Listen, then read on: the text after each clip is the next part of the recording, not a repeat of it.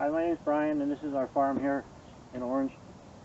And this is my workhorses, Ben and Jerry, and we're going to put harness on them today. We're going to show you how to harness horses, and then we're going to show you how to hook them for a plow, or for a forecart, or for a wagon, for a market wagon. There's many different types of collars. Where you start with, this is the part that the harness works from. This is a general all-purpose collar with a thick pad, so when it goes around their neck it won't hurt them. What you do is you take it right over the top of their heads and you slip it right over their nose, you push it over his ears, you set it down, and you want it to sit snug in the shoulders because it's like your belt. You don't want it to ride up and down and you'll get sore. And you want about 3 fingers worth of space here, so when it pulls it has to go so it doesn't choke him out.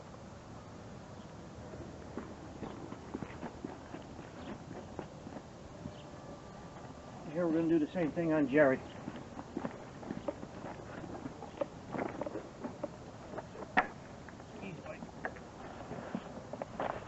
Jerry's got a little bigger neck. He's a little older.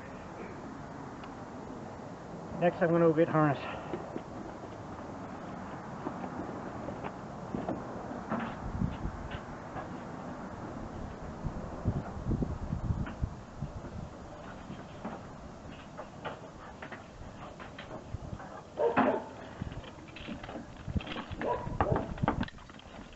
This is how you carry harness. You put it up over your shoulder, so when you put it on the horse's back, you just unfold it like you're putting a coat on. Go up onto the collar, take it off your shoulder, throw it over the back plate over his back, then the bridge up on top. So everything's sitting up on top of his back, so you can adjust everything. I always hang the bridle on the hames, so every horse is complete, so you know when you pull a harness off the wall, everything is there for the horse.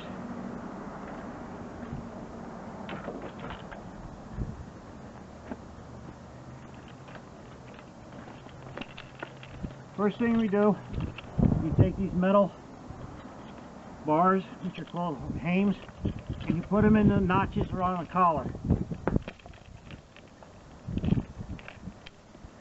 And there's a buckle top and bottom, and you cinch it around that. And that's what the horses pull with. Come over here. What I'm doing is I'm tightening the collar up, so when he pulls, you won't get a sore. And you always don't leave loose ends. You don't leave a strap hanging like that because you can get hung up on something.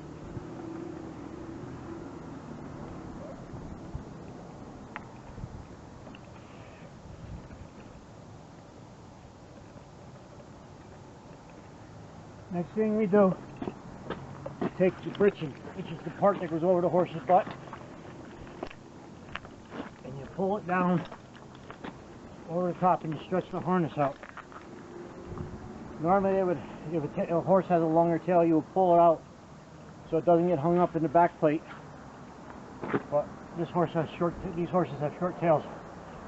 And this is what keeps the harness in place on top of his back. It's called a cooper.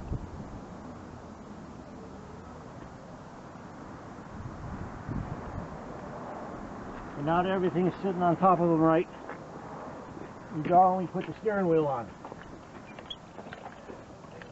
This is what helps you steer the horses with the wagon, and it helps the braking mechanism.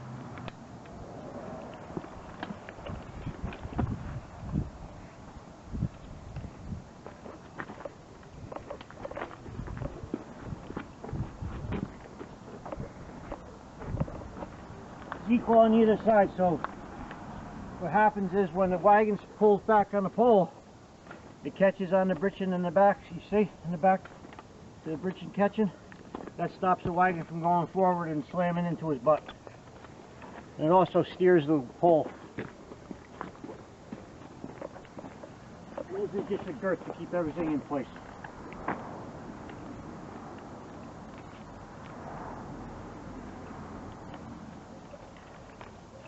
There's a lot of similar parts on the harness to a saddle or a rider. They're called the same, but they do different things. I need to get Jerry's harness.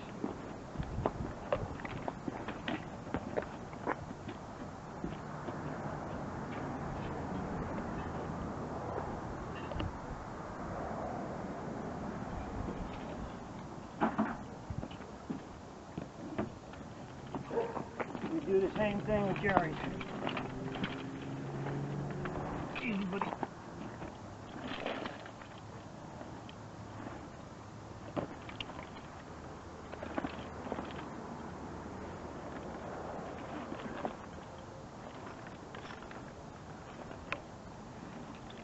Again, like I said, the bridle is always, everything goes with it, so you have a complete set for each horse.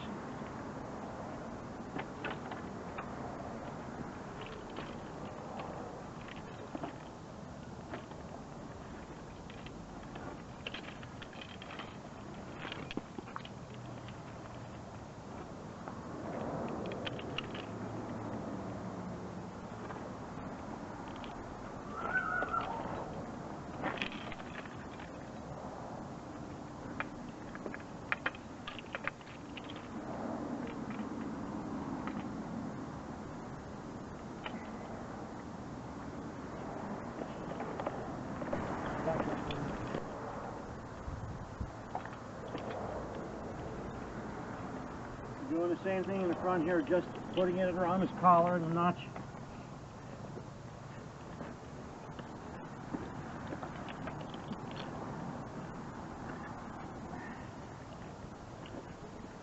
Now, this horse has a bigger neck, so you don't have to hide the tail in. Here we're stretching him out again.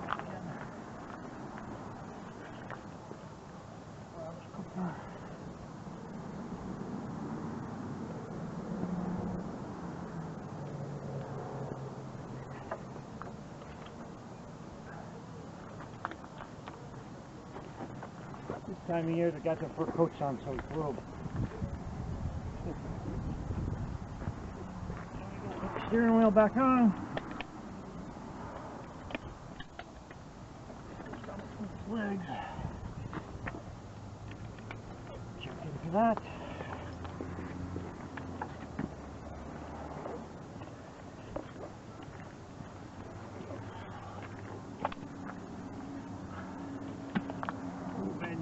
Jerry, put some weight on it.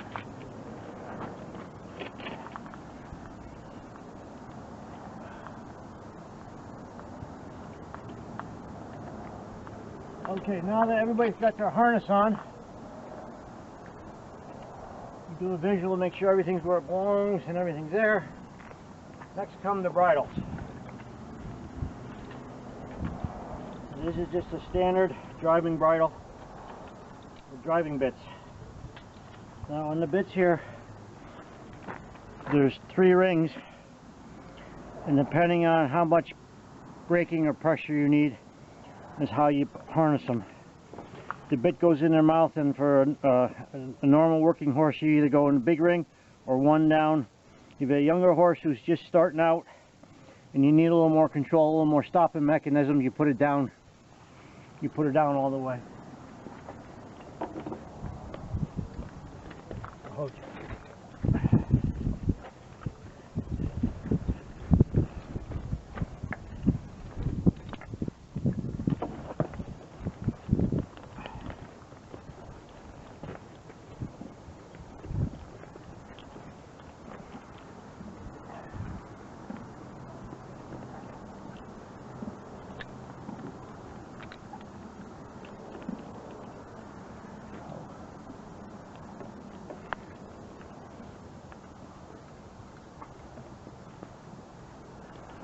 These are the blinders of the bridle.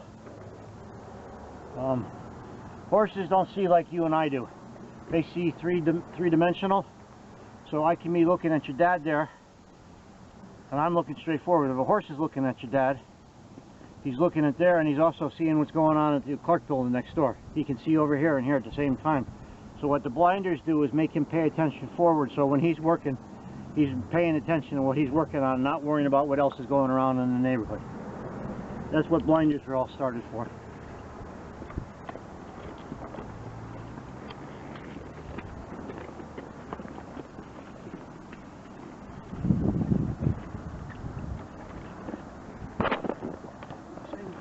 in.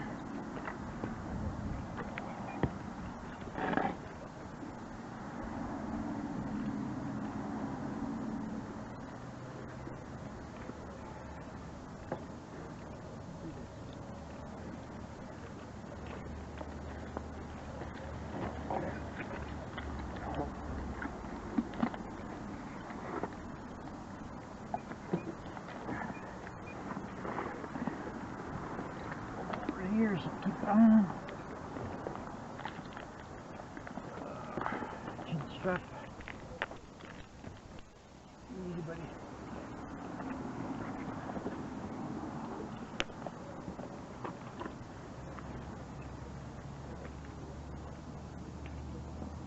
Rope latch.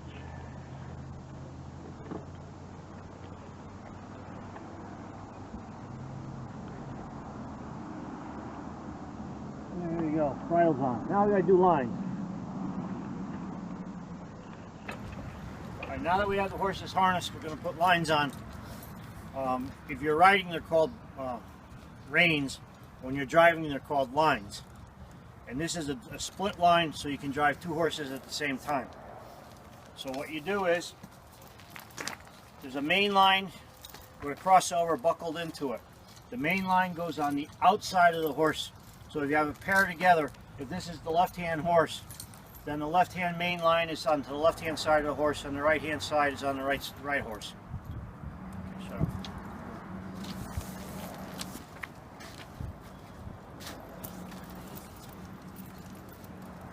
The keeper up on the hames, it comes here, and you go down to the bridle on the horse, and you buckle it in. And you always put the keeper in the buckle, because you don't want anything coming loose that the horse can pull off and you lose control of the horse.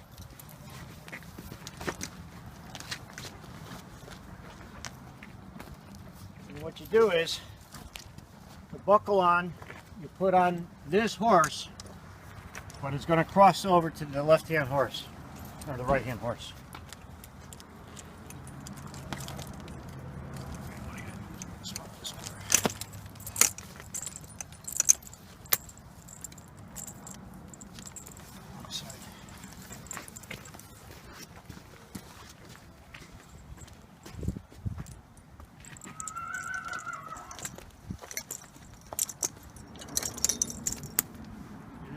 Line, so he's on the right hand side, so we got to put the main line on the right side. It's part of the bridle, and what it does is keeps his head up in the air.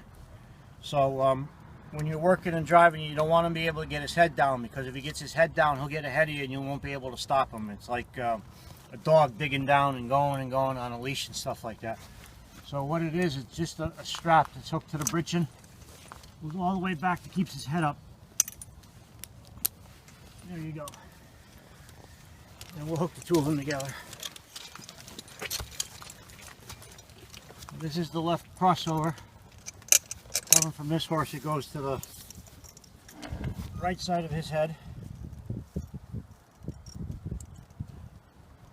So that way, when you pull in the right-hand rein, you're going to be pulling on both right sides of their heads. And this, we do the same thing with this, we go to the left side. So the left rein will be pulling on the left side of each horse. I'll show you that when we start driving. Oh, no. Oh. Check on. We'll pick up our lines. This is what we call in the business a cheater strap. We put it between their two butts, so when they're youngsters, they back in together better. They won't split. It's easier to hook them to a wagon that way. We'll show you that down in the barn.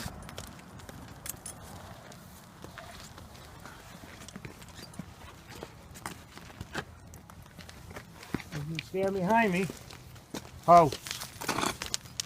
you'll see that the right-hand line is hooked to the right side of their heads, and the left-hand line is hooked to the left side of their heads. So we'll go down the barn and hook up to a wagon or an implement.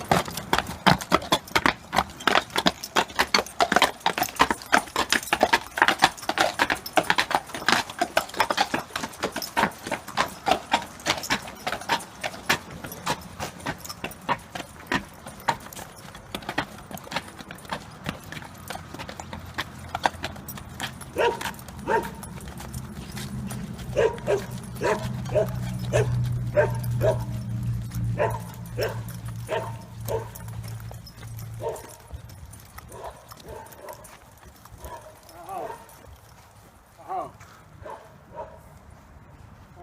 have a 2-way sulky plow, a market wagon, and a 4-cart. 4-cart is a modern day tractor for horses. That's what you would hook to an implement from yesteryears. That was the in-between, the horse-drawn implement like this to the Farmall H to the John Deere B implement tractor. And then that's how the workhorses of the 40s slowly got phased out. So what we're going to do is we're going to back them on the pole and we'll show you how to hook up.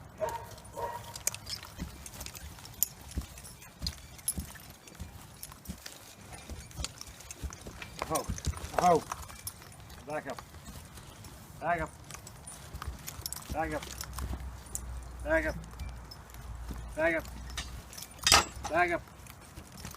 Good boys, now stand. Now ho.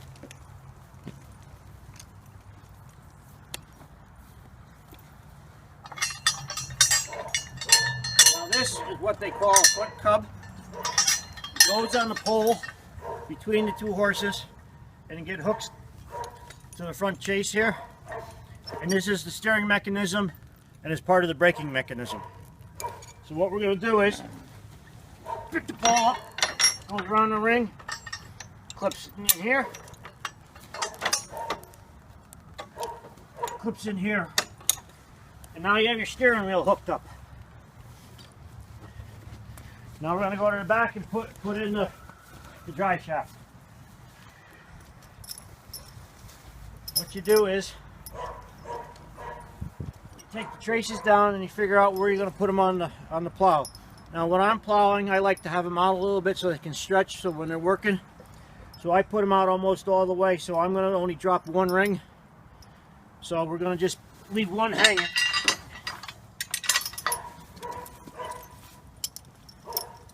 These are called trace chains.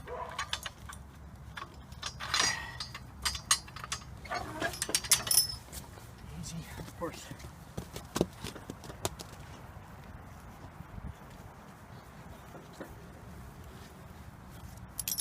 Of course, you always have the backwash. Never fails, they always do it when you're hooking up, so you have to walk through it.